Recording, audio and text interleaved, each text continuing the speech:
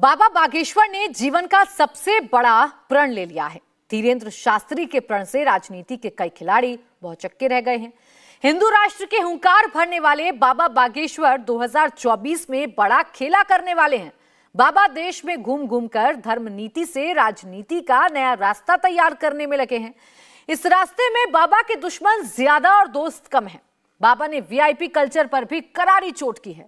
बाबा का 360 डिग्री वाला दांव किस लिए है? क्या बाबा चुनाव लड़ने की तैयारी कर रहे हैं? बाबा कहां से चुनाव लड़ेंगे? बाबा किस पार्टी का चेहरा बनेंगे? इन तमाम सवालों के जवाब इस रिपोर्ट में। बाबा बागेश्वर का सबसे बड़ा ऐलान। जय श्री राम, जय श्री राम, जय श्री राम। क्या 2024 में धीरेन्द्र शास्त्री चुनाव लड़ेंगे? क्या बाबा के पास किसी पार्टी का ऑफर है?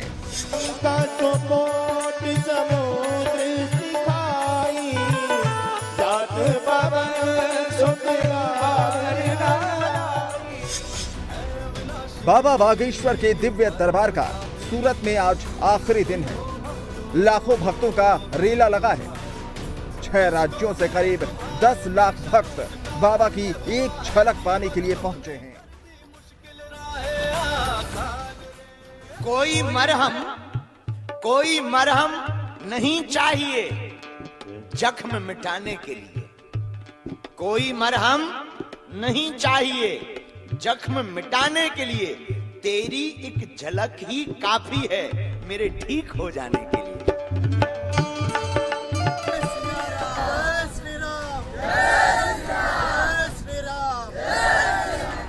बाबा अपने भक्तों को अक्सर सरप्राइज करते रहते हैं, लेकिन सूरत में जो सरप्राइज पैकेज बाबा ने दिया वो भक्तों से लेकर नेताओं तक को चौंकाने के लिए काफी है। हमारी खुद की पार्टी है बजरंगबली की। हमारी खुद की पार्टी है बजरंगबली की। लेकिन सवाल उठता है कि बाबा बागेश्वर को अपनी पार्टी क्यों बतानी पड़ी?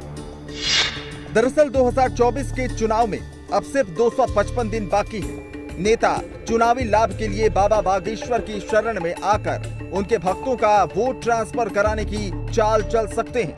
बाबा बागेश्वर का संदेश बिल्कुल लाउड एंड क्लियर है कि वोट के चक्कर में बालाजी का चक्कर लगाने वाले उनके दरबार और मंच से 100 गज दूर रहें। हमारी प्रार्थना है, हम ना किसी पार्टी का सपोर्ट करते हैं और राजनेताओं से भी प्रार्थना है, हमारे पास सपोर्ट के उद्देश्य से आना भी मत। हनुमान जी की कृपा पाना है तो आना। अब ये भी समझ लीजिए कि बाबा बागेश्वर को क्यों नेताओं को कड़क संदेश देना पड़ा। दरअसल बाबा बागेश्वर जहां जाते हैं वहां लाखों की भीड़ खुद ब खुद चली आती है। दरबार सूरत में सजे या सागर में, बाबा पटना में हो या बालाघाट में, कई बार तो आंकड़ा 5 लाख तक पहुंच जाता है। एक और बात ध्यान देने की है, इन लोगों के आने जाने का कोई स्पॉन्सर नहीं है। ये लोग अपने खर्चे पर बाबा के दरबार में आते हैं। मतलब साफ है कि ये स्वतः स्फूर्त भीड़ है जो बाबा बागेश्वर पर अटूट आस्था रखती है। लेकिन नेता इसे वोट बैंक की तरह देखते हैं। बेशक ये वोट बैंक है भी जो 2024 में बड़ी ताकत बनेगा, लेकिन बाबा नहीं चाहते कि कोई भक्ति की आड़ में अपनी सियासी शक्ति बढ़ाने की कोशिश उनके दरबार में आकर करे। लिहाजा बाबा ने सूरत में साफ कर दिया कि उनका किसी पार्टी से कोई सरोकार नहीं। उनके भक्त हर पार्टी में हैं। तो उसमें तो कांग्रेसी भी होंगे, उसमें तो सपा वाले भी होंगे। आप लेकर के आओ, हमें सब स्वीकार है।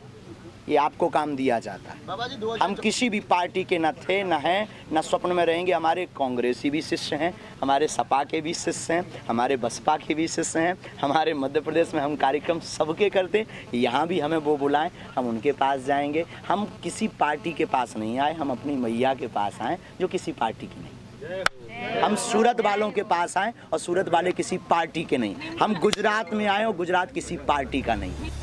बाबा 2024 में चुनाव लड़े या ना लड़े, लेकिन वो गहरा असर डालने की ताकत जरूर रखते हैं। इसलिए बाबा से कुछ दलों को टेंशन है तो कुछ पार्टियां टेंशन फ्री हैं। टेंशन उन्हें है जो बाबा के एजेंडे के विरोधी हैं, तो पहले बाबा का एजेंडा समझ लेते हैं।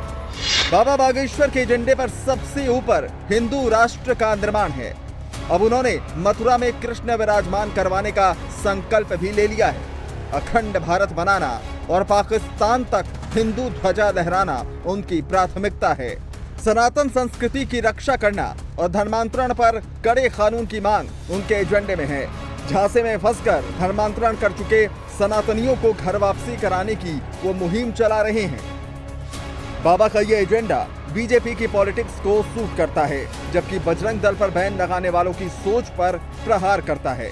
लिहाजा साफ है कि 2024 में बाबा के भक्त उसी पर मेहरबान होंगे जो उनके हिंदू राष्ट्र के एजेंडे को पूरा करने में मदद करेगा। ये हिंदुओं को गौरव के साथ कहना चाहिए, हम सनातनी हैं, क्योंकि सनातन इतना व्यापक और इतना बड़ा है जिसके सामने कोई टिक नहीं सकता है।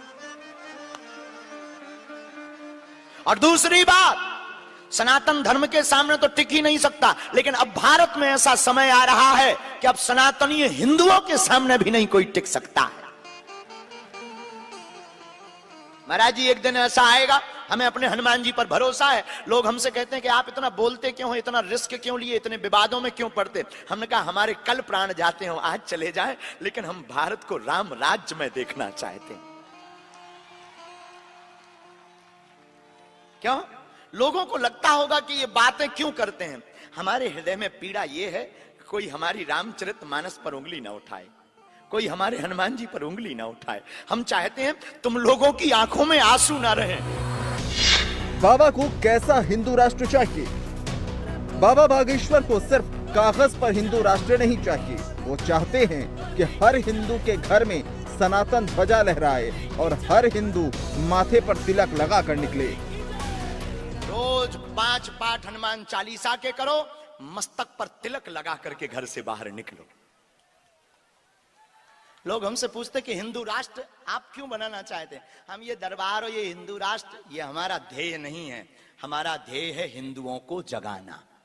और हम किसी के विरोधी नहीं हैं, लेकिन हमें जो अपना काम करना, हिंदुओं को जगाना है।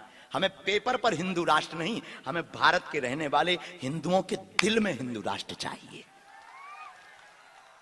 और जिस दिन गुजरात के 4 करोड़ लोग भी, 5 करोड़ लोग भी मस्तक पर तिलक लगाकर घर से बाहर निकलने लगेंगे, फैक्ट्रियों में जाने लगेंगे, कंपनियों में जाने लगेंगे, मेट्रो बस ट्रेन पर बैठने लगेंगे, अपने ऑफिस में जिस दिन 4 से 5 करोड़ हिंदू मस्तक पर तिलक लगाकर निकलने लगेंगे सड़कों पर, उसी दिन भारत हिंदू राष्ट्र की ओर अग्रसर हो जाएगा। हिंदू राष्ट्र के मिशन पर निकले बाबा बागेश्वर ने सूरत में पहले नेताओं को चेतावनी दी और फिर वीआईपीज को भी शुद्ध हिंदी में समझा दिया। बागेश्वर धाम, बिगड़े बनेंगे सबके काम। बागेश्वर धाम, बागेश्वर सरकार का वीआईपी दर्शन, ना धनवान की ना बलवान की चलेगी तो हनुमान की। सूरत के मंच से नेताओं को समझाने के बाद बाबा ने उन धनवानों और बलवानों को भी समझाया जो मानते हैं कि हिंदुस्तान में चट नोट पट दर्शन वाला दर्शन हर जगह चलता है। बाबा ने उन्हें 2 टूक समझा दिया कि बालाजी के दरबार में हर भक्त वीआईपी है, लिहाजा गरीब हो या अमीर, कायदे सबके लिए बराबर है। धनवानों की तो छोड़ो, हमसे किसी भी धनवान की अपेक्षा मत रखना कि हमको वीआईपी ट्रीटमेंट मिल जाएगा, क्योंकि हम धनवान के नहीं, हम हनुमान के पुजारी हैं। दरअसल बाबा सबको कायदा क्यों समझा रहे हैं, इसे समझने के लिए उनकी फॉरवर्ड प्लानिंग को समझना जरूरी है। बाबा सिर्फ 2024 की नहीं सोच रहे हैं, बाबा सिर्फ भारत के बारे में नहीं सोच रहे हैं, बाबा इससे कहीं आगे की सोच रहे हैं और आगे की देख रहे हैं। अगले 20 साल में बाबा का क्या प्लान है? बाबा भारत के अलावा पाकिस्तान, बांग्लादेश और अफगानिस्तान तक हिंदू राष्ट्र की अलख जगाना चाहते हैं। दरअसल ये वो हिस्से हैं जो पहले भारतवर्ष का हिस्सा थे और बाबा के अखंड भारत वाले ड्रीम प्रोजेक्ट में ये शामिल हैं। मेरे बागेश्वर धाम के पागलों, एक बात तुम अपनी जिंदगी में याद रखना, जिस दिन गुजरात के लोग इसी प्रकार संगठित हो जाएंगे, भारत क्या, हम तो पाकिस्तान भी हिंदू राष्ट्र बनवाएंगे। भारत छोड़ो। यहां के लोग कहते हैं कि हाउ पॉसिबल हिंदू राष्ट्र ठटरी के बरे। न कटा। हिंदू राष्ट्र था, है और रहेगा। लेकिन 2024 तक बाबा के एजेंडे में सबसे ऊपर पीओके है, जिसे वो अखंड भारत में जोड़ना चाहते हैं और वहां सनातन विरोधियों की ठठरी बांधकर सनातन का नारा बुलंद करना उनका सबसे बड़ा मिशन है। गुरुदेव भगवान के संकल्प से वो पीओ की वाली भूमि भी आऊं चाहूत।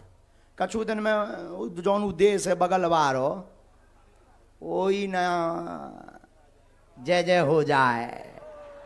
गुरु जी ने एक बार जा यज्ञ करियो बा तो निश्चित है कि यज्ञ सफल है और वो पीओ की वाली भूमि आनी है। और फिर 2-4 साल बाद फिर हम और सब जने गुरुदेव भगवान के चरण पकड़ भी के एक बे से बड़ी ठोको गुरु जी सो पाकिस्तान ही आ जाए।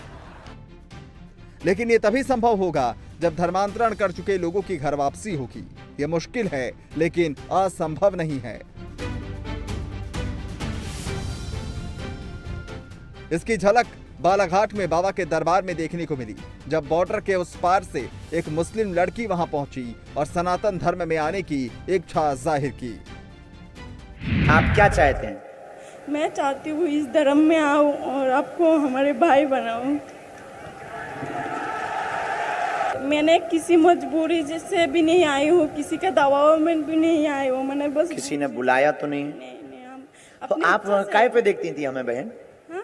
कि मोबाइल पर देखती थी? हाँ, यूट्यूब में तो आपको हिंदी बराबर आता है। आता है? वहाँ हिंदी चलता है? नहीं, हम बचपन से सीरियल देखती हूँ, तब से हमको पता है। आप चाहती हैं कि सनातन धर्म स्वीकार हम करें? चाहती है, खुद के मर्जी से चाहती है। बाबा अपने भक्तों से कह रहे हैं कि इसी तरह साथ खड़े रहो। वो सिर्फ ये लड़ाई नहीं जीतेंगे बल्कि धर्म विरोधियों की ठठरी बांधकर ही दम लेंगे। और सनातनीय हिंदुओं को अपने हनुमान जी पर भरोसा रखना चाहिए। हनुमान जी के अलावा हम इतना कह सकते हैं, सूरत की इस धरती पर ललकार कर सनातन धर्म के संतों को छोड़कर बाकी किसी मजहब या पंथ के लोगों में ताकत नहीं है कि बागेश्वर धाम की शक्तियों का सामना कर ले। इतना कह सकते, अपने बल पर नहीं। हम कोई सिद्ध नहीं है, न हमारे पास कोई शक्ति है, लेकिन अगर तुम नहीं मानते तो तुम्हारी ठठरी, क्योंकि सिर पर सीता राम फिकर फिर क्या करना। हमारे सिर पर श्री बागेश्वर हनुमान है, तो आप सब उन्हीं बागेश्वर हनुमान जी के अनुयायी बनो। इंडिया टीवी हर वक्त हर जगह डाउनलोड करने के लिए सर्च करें India TV news Google play store या ऐप स्टोर पर।